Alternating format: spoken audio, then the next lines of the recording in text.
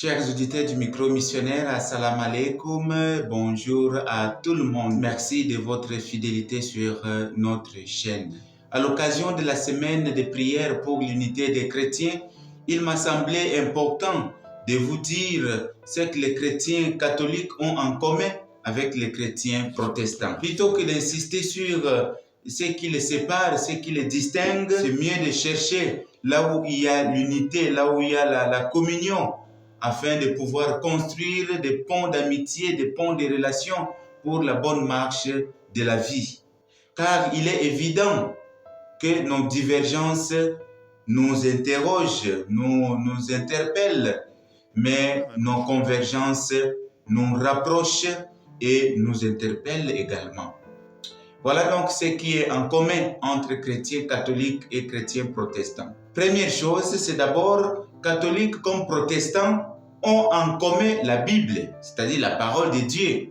Et tous, ils croient que la parole de Dieu et la Bible est une parole inspirée. Ce n'est pas une parole d'homme, mais c'est une parole qui vient de Dieu. Deuxième chose, tous croient en un seul Dieu qui est Père et Jésus-Christ comme Fils de Dieu, mort, ressuscité.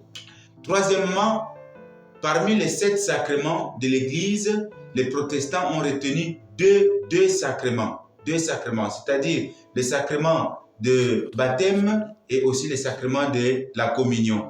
Même s'il y a quelques petites nuances dans la pratique, et surtout pour le sacrement de la communion, il y a un peu, la compréhension n'est pas tellement, disons, la même. Quatrièmement, ils ont en commun le même credo.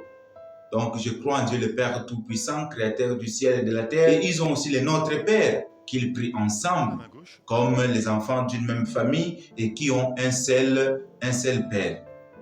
Cinquièmement, les catholiques et les protestants fêtent Noël, fêtent Pâques et fêtent aussi la Pentecôte, entre parenthèses l'Ascension. Donc, la Pentecôte, le début, le commencement de l'Église.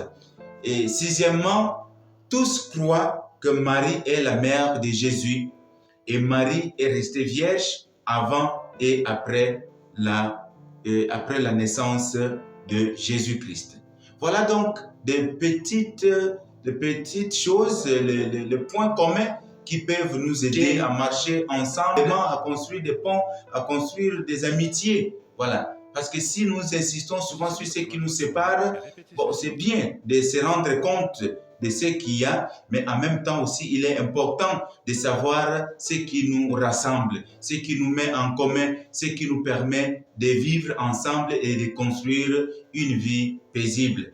Voilà, si vous avez aimé notre vidéo, justement, abonnez-vous et partagez notre vidéo. Si vous avez un autre point commun que vous connaissez entre chrétiens, catholiques et protestants, mettez-le dans les commentaires et nous allons les ajouter dans nos prochaines vidéos.